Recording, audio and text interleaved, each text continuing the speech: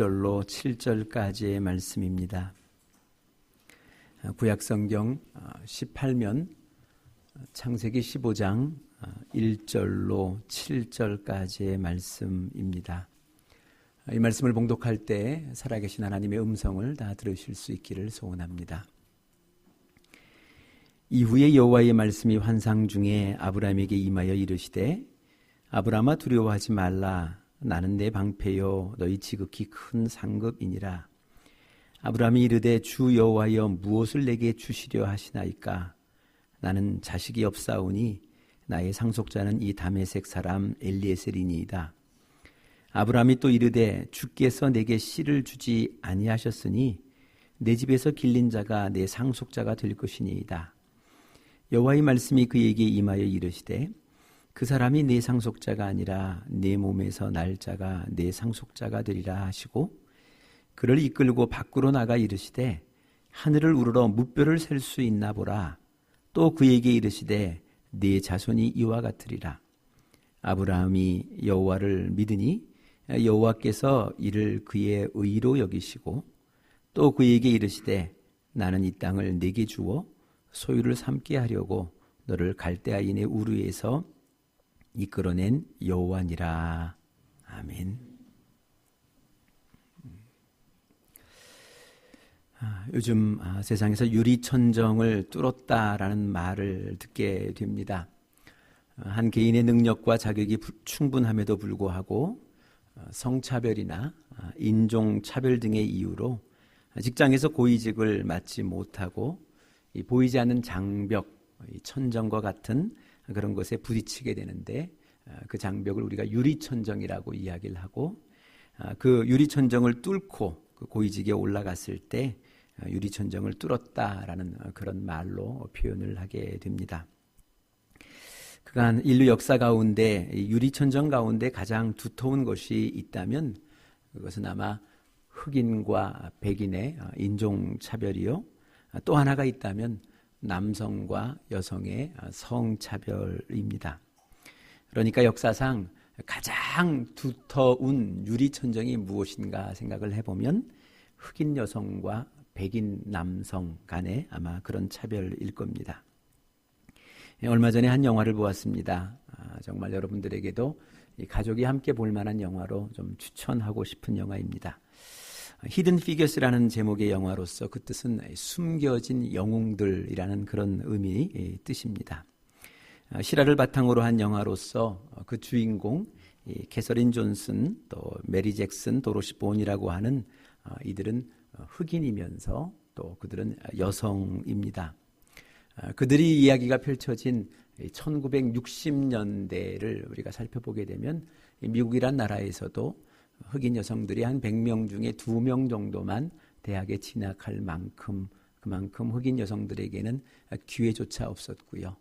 또 그가 대학을 졸업해 본들 그저 갈 수 있는 최고의 직장이 흑인 학교 선생님입니다. 그것 외에는 그들이 갈 만한 곳이 없었다라는 겁니다. 그러나 혹 그들이 어떻게 해서라도 이 백인이 함께 일하고 있는 그런 직장에 취업을 한다 할지라도 그들이 겪고 있는 여러 가지 일들은 참 터무니없는 그런 일들이 있습니다.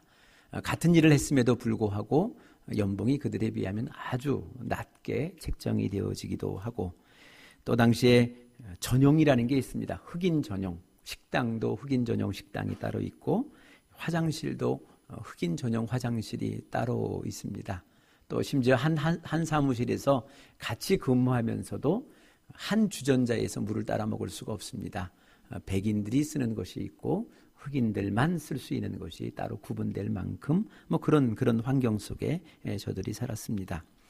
그래 영화의 한 장면에서도 그것을 꼬집는 가운데 한 여성이 근무 중에 생리 현상을 해결하기 위해서 그 건물 가운데는 흑인 전용 화장실이 없어서 800m나 떨어진 곳을 향해서 비 오는 날 비를 맞고 뛰어가고 비를 맞고 뛰어오는 그런 장면. 또 여성들에게는 무릎을 가리는 치마를 입어야 한다라는 그 근무 복장 규정 때문에 그 치마를 입고 힐을 신고 800m를 뛰어가서 생리 현상을 해결하고 돌아오는 그의 모습을 바라보면서 이것이 웃어야 할지 울어야 될지 모를 만큼 깊은 생각을 갖게 하는 대목도 그곳에는 있습니다. 그들이 펼쳐진 직장이 소위 요즘으로 얘기하면 나사라고 하는 미 항공 우주국이라 그럴까요? 그곳입니다. 그러니까 지금도 그렇습니다만 그때도 미국 내에 가장 최고의 지성들이 모여 있는 그곳임에도 불구하고 오히려 어찌 보면 이러한 이런 이 차별이 분명하게 아주 확실하게 존재했던 곳이 바로 이 나사라는 그런 곳이었습니다. 그런데 그곳에 2차 세계대전 이후에 굉장한 인력난을 겪게 되고 그 인력난을 이제 해결하기 위해서 어쩔 수 없이 흑인 여성들을 고용하게 됩니다. 나름 굉장히 뛰어난 흑인 여성들을 고용을 해서 기껏 이곳에서 시키는 일은 당시에 컴퓨터가 보편적이지 못한 시절이기 때문에 컴퓨터를 대신해서 오늘로 얘기하면 계산기 정도를 대신해서 계산하는 일, 이 숫자 다루는 일을 그들에게 다 부여를 하게 됩니다. 똑똑함에도 불구하고 그들이 결국 할 수 있는 일은 숫자를 넣었다 뺐다, 또 그것에 답을 냈다, 또 틀렸다, 뺐다, 이 정도 하는 일들 뿐이 못하는 중에 유독 이 사람들, 이 세 사람들은 그것보다 뛰어난 모습을 보여주게 됩니다.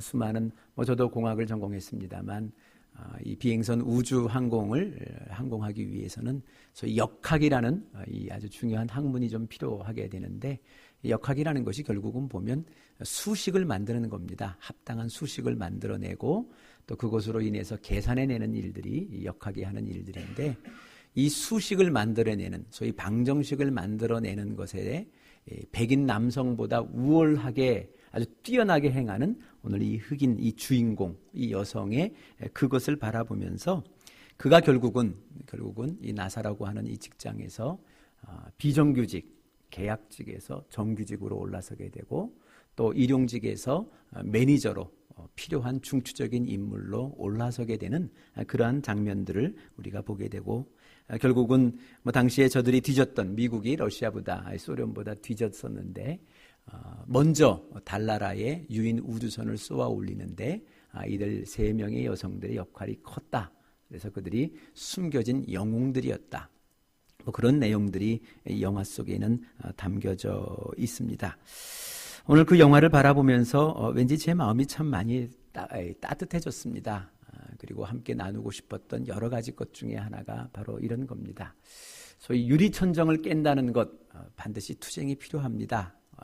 불의한 것에 대한 투쟁이 있어야 될 것이고요. 그러나 투쟁만으로 해결되어지는 것이 아니라 그 천정을 뚫을 만한 실력도 있어야 되겠다라는 그런 메시지를 그곳에서 보게 됩니다. 한참 그때 이 루터 킹 목사님을 중심으로 해서 흑인 이 자유를 위한 해방의 운동이 거세게 일어났고, 한켠에는 또 결국 천정, 이 두터운 유리 천정이라 할지라도 그것을 뚫을 만한 실력을 갖춘 이 사람들이 있었기에 지금 이만한 이런 역사가 이루어질 수 있다는 그런 메시지도 그 영화를 통해서 우리가 확인해 볼 수 있겠다라는 겁니다. 오늘 우리가 창세기에 나타난 가정 이야기 이제 2번째 시간을 갖게 됩니다. 그리고 여러분 주보를 살펴보시는 것처럼 오늘 이 설교, 이 말씀의 제목이 믿음의 조상 사라라는 제목으로 여러분들과 함께 말씀을 나누어 보려고 합니다. 지금까지 우리가 성경을 읽을 때 늘 우리들의 관심은 이 아브라함에게 있었습니다. 아브라함에게 있었고, 그래서 우리가 믿음의 조상이 누구냐라고 묻는다면 아마 자타가 조금 성경을 아는 사람, 신앙생활을 했다, 교회 생활을 했다 하는 사람들은 아브라함입니다 라는 이 정도의 답은 아마 대충들 다 하실 수 있을 것 같습니다. 그렇듯 지금 유대교를 믿는 유대인에게도 믿음의 조상은 아브라함이고요, 또 이슬람교를 믿는 아랍 사람들에게도 또 이 믿음의 조상이 누구냐라고 물으면 그들도 아브라함이라고 대답합니다.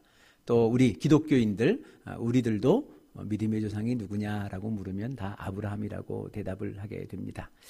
그런데 제가 이 영화 히든 피겨스라는 이 영화를 보면서 제 마음속에 의문이 들었습니다. 정말 믿음의 조상이 아브라함 아닐까? 아브라함 말고는 믿음의 조상은 없는 건가라는 그런 의문이 생겼습니다. 영화 속의 실화로서 미국이 소련보다 먼저 달나라에 유인 우주선을 착륙시켰던 데는 이렇게 유리천정을 뚫었던 흑인 여성들이 분명히 있었던 것처럼 우리도 모르는 사이에, 우리도 알지 못하는 사이에 또 다른 또 하나의 믿음의 조상은 있는 것은 아니겠는가라는 그런 의문이 들었다는 겁니다.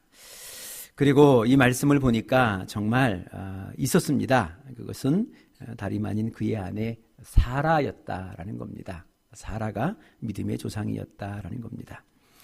사라가 아니었다면 이 아브라함이 믿음의 조상이라는 칭호를 들을 수 있었을까라는 질문을 던졌을 때 물론 아니야라고 단정할 수는 분명히 없습니다. 그러나 아무리 생각해봐도 사라가 아니고서는 아브라함이 믿음의 조상이 되는 데는 쉽지 않았을 것이다. 아마 어려웠을 것이다 라는 것은 충분히 생각해 볼 수 있게 된다는 겁니다.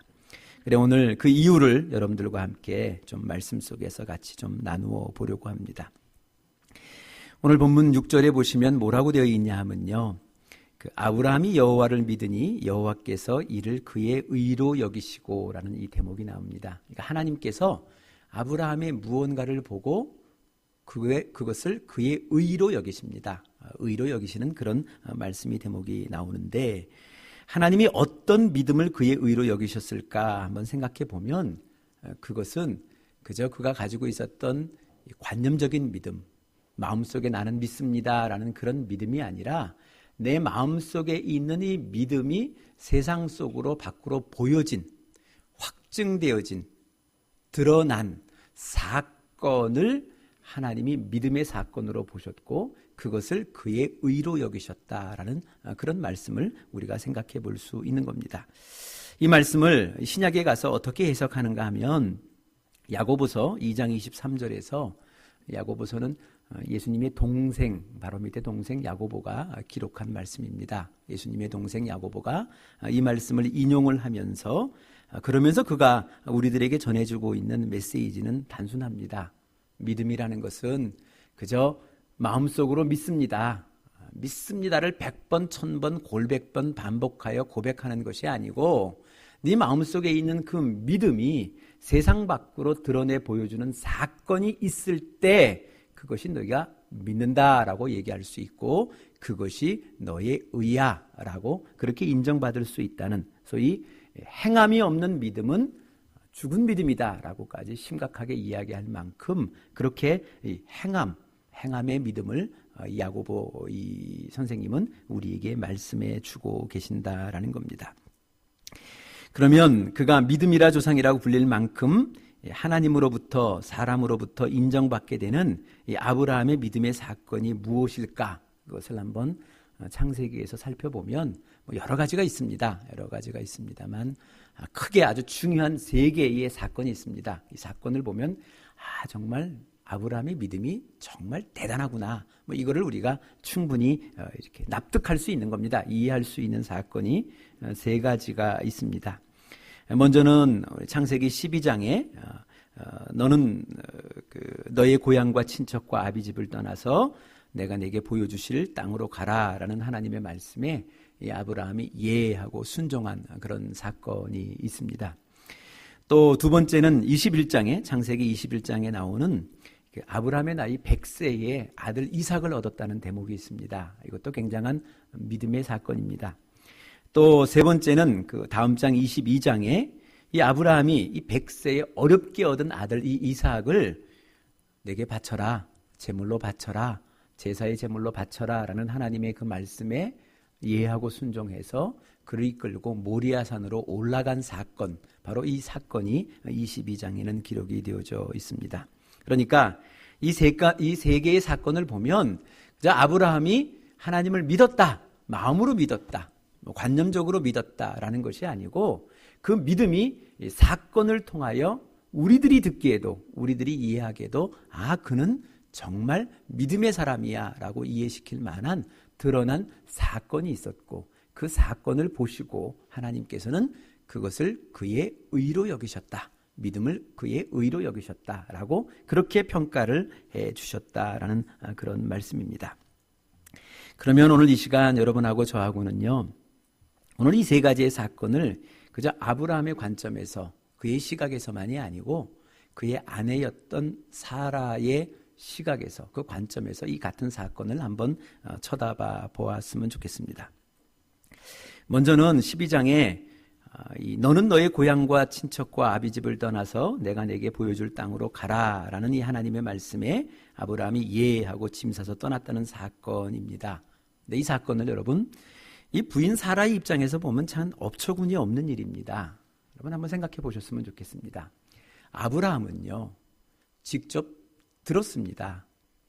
가라라는 말을 듣고 예하고 떠났습니다. 그런데 사라의 입장에서 생각하면 아마 그때 정황을 한번 생각해 보면 아마 사라에게 아브라함이 이렇게 이야기해 주었을 겁니다. 사라에게 아브라함이 나타나서 얘기를 합니다. 하나님이 내게 나타나셔서 그러시는데 이제 우리가 살던 이 고향, 이 친척, 아버지 집이 있는 곳 여기를 떠나서 이제 하나님이 보여줄 땅으로 짐 싸서 가래라는 말을 들었을 겁니다. 그리고 그 말을 듣고 사라가 그와 함께 동행하여 고향을 떠나는 사건이 되어진다라는 겁니다. 이 시간 한번 좀 우리가 좀 이렇게 좀 생각을 좀 해봤으면 좋겠습니다. 여러분이 혹시 여러분의 남편이나 여러분의 아내가 그죠? 내가 들었는데 누가 나한테 그러는데 여기를 떠나래라고 그렇게 이야기를 하면 예 하고 그래 하고 떠나겠습니까? 혹 질문 안 생기겠어요? 저라면 질문하겠어요. 언제 가래? 어디로 가래? 어떻게 가래? 뭐 좀 이런 질문을 해볼 만한데 성경을 보면요. 이 사라가 그런 질문을 좀 안 한 것 같습니다. 없이 떠나갔다라는 거죠. 여러분 이 대목에서 한번 우리 생각해 보셨으면 좋겠습니다. 가라라는 하나님의 음성을 직접 듣고 이해하고 떠난 아브라함의 믿음이 크겠습니까? 가래, 하나님이 우리 보고 가래라는 그 말을 전해 듣고 떠난, 이해하고 떠난 사라의 믿음이 더 크겠습니까? 한번 여러분이 생각해 보셨으면 좋겠습니다. 직접 듣고 가라라는 말을 직접 듣고 떠난 아브라함의 믿음이 크겠습니까? 하나님이 가래라는 그 말을 전해 듣고 떠난 사라의 믿음이 더 크겠습니까? 한번 여러분들이 평가를 해 보셨으면 좋겠습니다. 그리고 두 번째로 이 21장에 나오고 있는 이 대목, 아브라함의 나이 100살에 아들 이삭을 낳았다라는 이 대목도 한번 우리가 생각해 보면 이렇습니다. 사실 뭐 아브라함의 나이 100살에 아들 낳았다 이게 믿음의 사건이 아니고요. 정말 믿음, 그의 아브라함의 믿음을 의로 여기셨다라는 여기에 믿음은 100살에 이루어지는 것이 아니고요. 99살에 이루어지게 됩니다. 13년 동안 침묵했던 하나님께서 나타나셔서 하나님의 사자로 나타나셔서 그 아브라함에게 이야기를 해 주셨습니다. 이제 네가 아들을 낳게 될 것이야. 낳을 때가 됐어. 라는 그런 이야기를 들었다는 겁니다. 그리고 그 말을 듣고 그날로 즉시 아내 사라의 천막에 들어간 그 행동이 그 사건이 아브라함의 믿음입니다.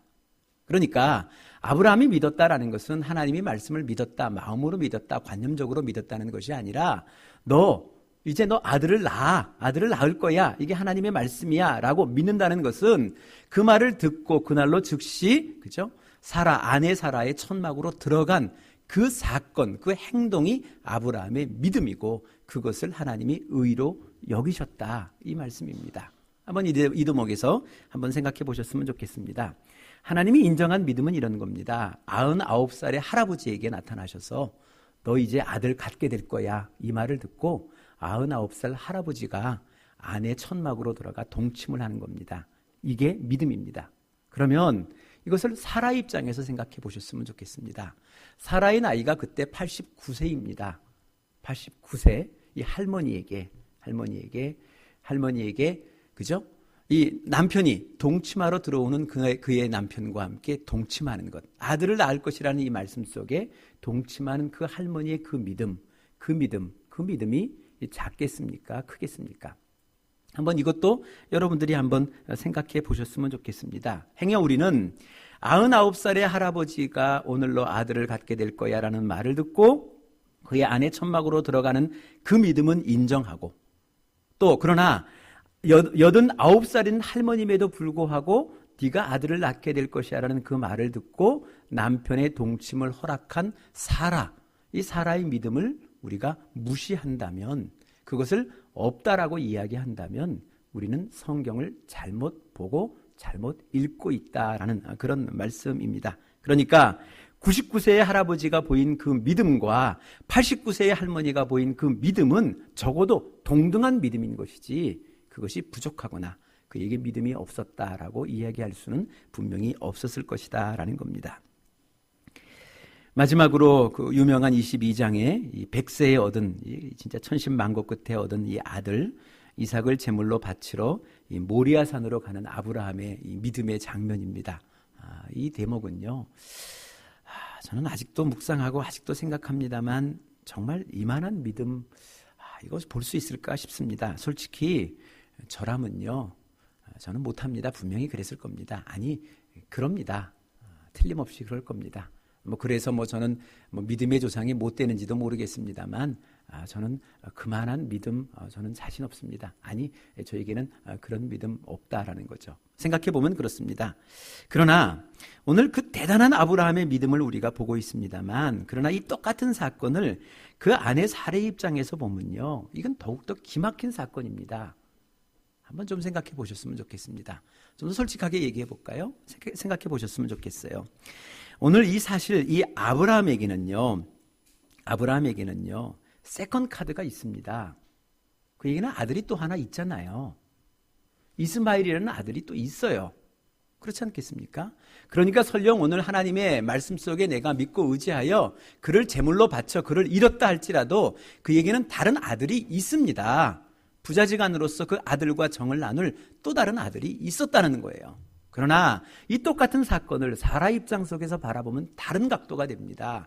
사라에게는요, 세컨 카드가 없어요. 아들이라고는 오직 하나, 이 이삭 하나예요.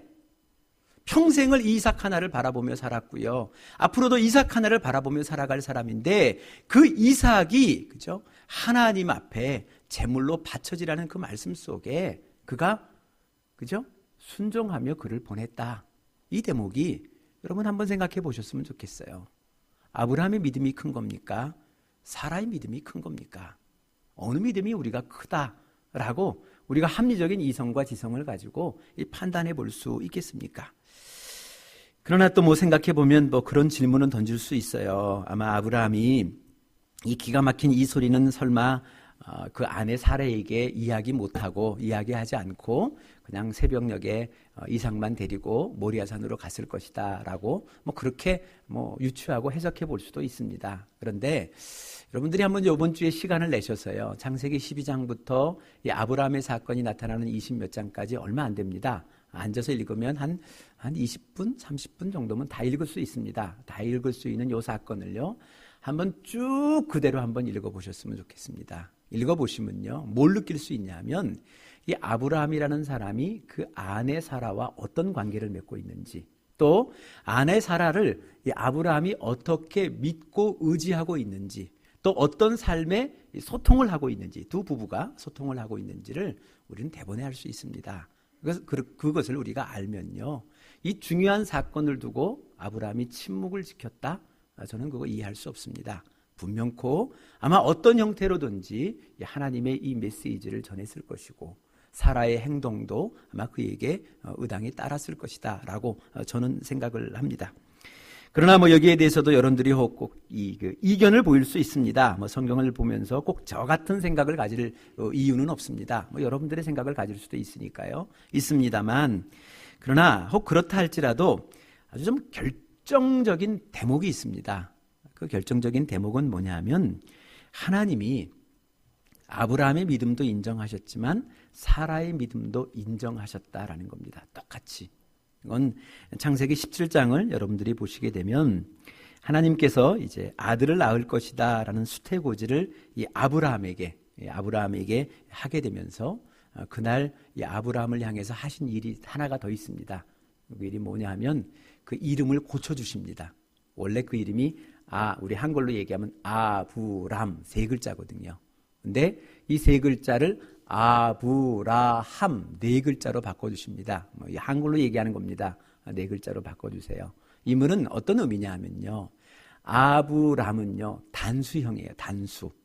근데 아브라함은 히브리어로 복수형을 만들어 주신 겁니다. 그러니까 아브람이라는 의미는 어떤 뜻이냐 하면 한 민족의 한 나라의 아버지, 이런 의미를 가지고 있어요. 근데 이것이 복수형이 되어지면 어떤 의미를 가지면 열국, 여러 나라, 여러 민족의 아버지. 그러니까 하나님이 이 아브라함의 믿음을 보면서 그의 이름을 복수형으로 바꿔주었다는 것은 이제 한 민족의 아버지여서 여러 민족의 아버지로 그를 바꿔가겠다, 그를 만들어 가시겠다라는 하나님의 약속과 의지가 그 속에는 담겨 있습니다. 그래 그 의지 때문에, 그 약속 때문에 오늘 대한민국에 살고 있는 우리가 뭐 유대인과 피가 섞인 게 없잖아요. 그럼에도 불구하고 그죠? 아브라함을 우리의 믿음의 조상이다라고 우리도 얘기하고 있습니다. 이렇다는 거죠. 그런데 놀라운 것은 17장의 그 대목을 조금 밑으로 내려가면 하나님이 아브라함에게 그 일을 하시고요, 사라에게도 똑같이 그런 일을 하십니다.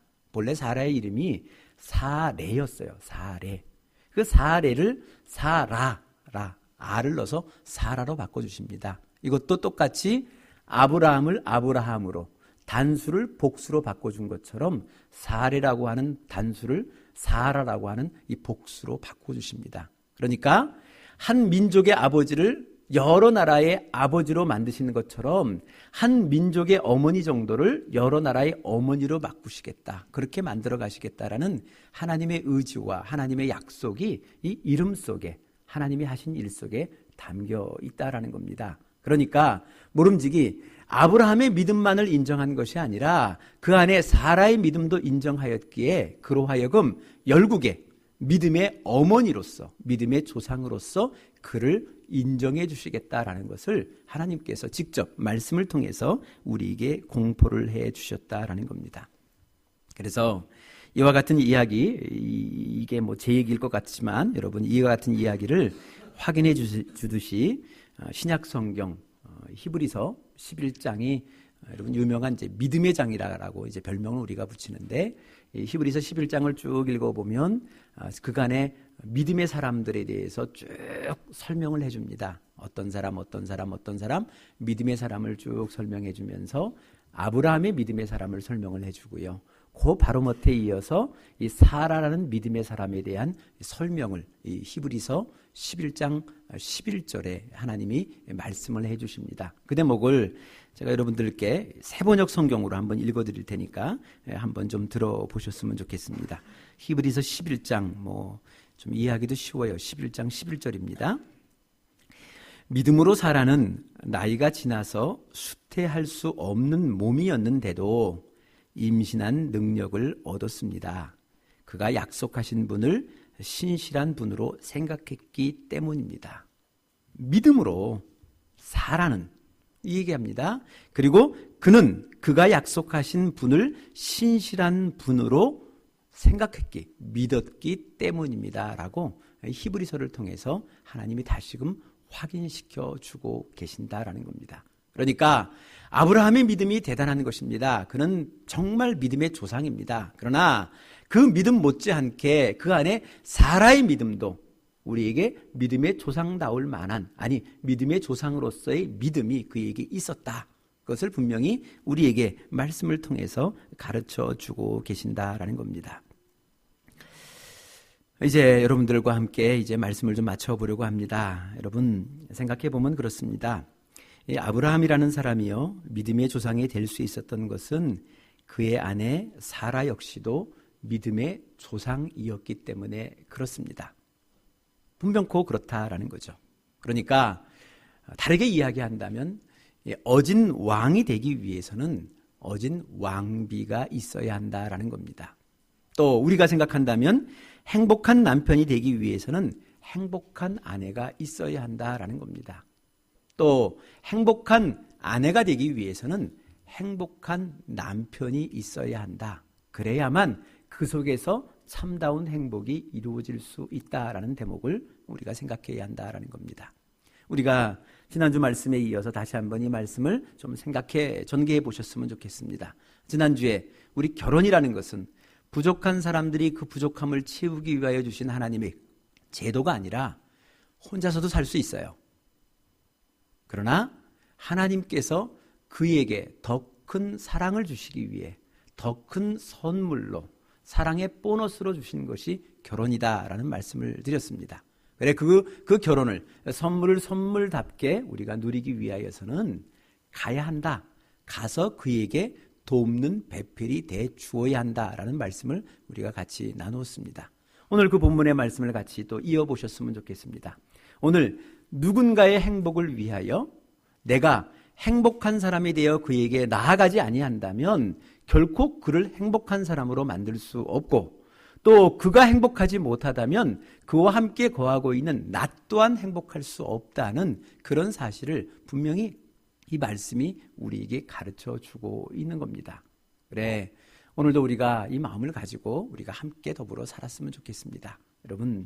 여러분들의 가정 속에 적어도 모름지기 여러분들이 한 아내여 한 남편으로서 내 아내와 내 남편에게 믿는 자로서 돕는 배필로 나아가지 아니한다면, 또 오늘 이 말씀처럼 내 스스로 행복한 사람으로 그에게 나아가지 아니한다면 그로부터 행복을 발견할 수 없게 될 것이고, 오히려 그로부터 행복을 발견할 수 없기에 나도 행복이 깨어지는, 불행해질 수밖에 없다는 사실을 우리는 분명히 생각을 해야 한다는 겁니다. 또 조금 더 우리가 확정한다면 이 좁은 우리 가정뿐만 아니라 우리가 섬기고 있는 이 공동체와 우리 기업에서도 똑같습니다.